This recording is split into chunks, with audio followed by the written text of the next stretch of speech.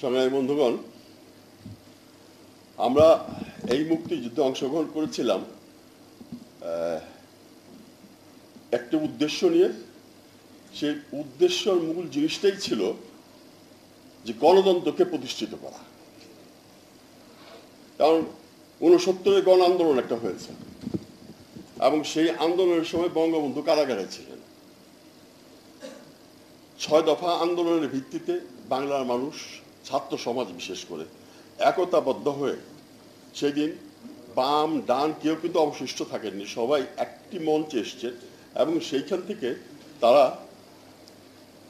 11 দফার ভিত্তিতে যে আন্দোলনটা সৃষ্টি করেছিলেন সেটা ৬ দফা আর 11 দফা একাকার হয়ে একটি আন্দোলনের রূপান্তরিত হয়েছিল।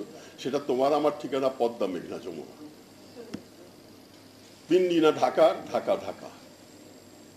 এবং বাংলাদেশের সর্বস্তরের মানুষ, ধর্ম মত নির্বিশেষ, হিন্দু মুসলমান বৌদ্ধ খ্রিস্টান কেউ অবশিষ্ট ছিলেন না। আমরা কে কি সেটা আমাদের উপলব্ধি ছিল না। আমরা সবাই এই দেশের মানুষ, আমরা বাঙালিরা স্বাধীনতা আন্দোলন সংগ্রামে ঝাঁপিয়ে পড়েছি।